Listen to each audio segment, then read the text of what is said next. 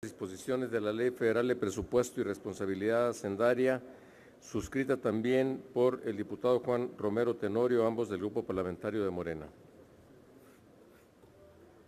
Gracias. Con el permiso del diputado presidente. La idea de estas modificaciones a la Ley de Presupuesto y Responsabilidad Hacendaria es avanzar en pues básicamente en la transparencia de la información que proporciona el Ejecutivo en materia presupuestal. La Ley de Presupuesto fue definitivamente un avance en un tema que era normalmente o solamente normado por un decreto de presupuesto, y que no tenía una normatividad clara en términos de la administración global del gasto. Desgraciadamente, la evolución de la ley no ha sido la adecuada y muchas veces su interpretación. Un punto clave que nosotros estamos proponiendo modificar en la ley, o que quede claro en la ley, es que la parte de los requerimientos financieros del sector público que no es contabilizado como déficit, solamente sea la deuda de Pemex. Así lo establece la ley, valga decir, pero en distintas leyes de ingreso, con la finalidad, creo yo, de ocultar el creciente déficit gubernamental, se han establecido otros conceptos como la deuda SFE o los llamados proyectos de alto impacto.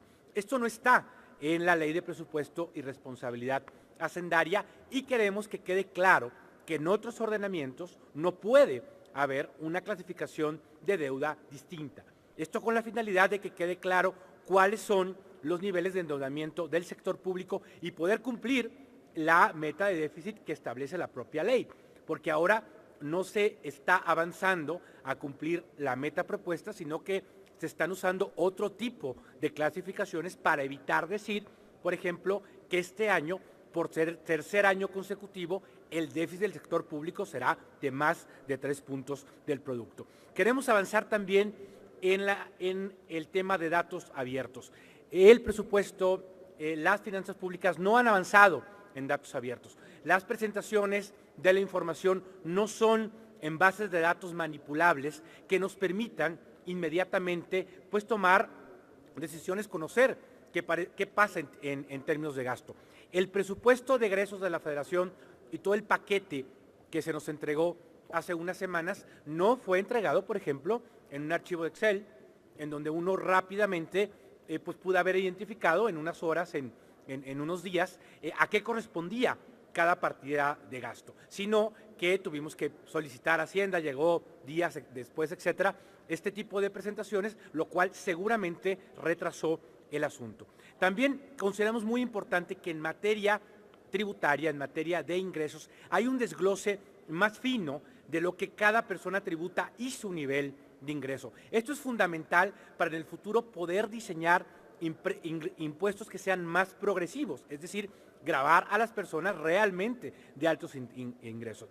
Esto es una corriente que ha surgido con mucha fuerza a raíz del famoso estudio de Piketty sobre desigualdad y la necesidad de gravar al 1% más rico de la población, y cómo incluso los análisis y los indicadores que miden desigualdad cambian si uno utiliza encuestas ingreso-gasto o uno utiliza, por ejemplo, datos fiscales. La desigualdad en México, utilizando símiles de datos fiscales, porque no los tenemos claramente, empeora de manera muy importante si no se usa una encuesta de gasto y en su lugar se utilizan datos fiscales.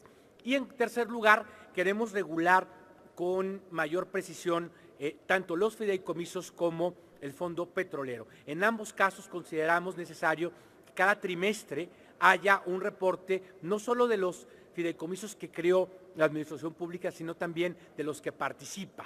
Hay fideicomisos en donde su carácter público es discutible, en el sentido de que no es el único que participa el gobierno, no es el único que lo creó el gobierno, pero sí participa, y sobre ellos todavía tenemos una serie de información que nos falta establecer. Todo esto viene a colación también con la discusión pues que medio tuvimos el día de hoy y no tuvimos, en el sentido de que hay todo un rubro muy importante de los ingresos públicos que son los aprovechamientos, y que la propia Auditoría Superior de la Federación ha pedido a este Congreso que legisle para que todo este gasto que puede venir o de fideicomisos de estabilización o del Banco de México o de la Banca de Desarrollo o de Pemex o de CFE tenga una reglamentación para que no exista todo una rama de la administración pública que pueda ser utilizada por la Secretaría de Hacienda para financiar el gasto. Creemos muy importante tener una discusión seria sobre la ley de presupuesto y gasto eficiente. Mañana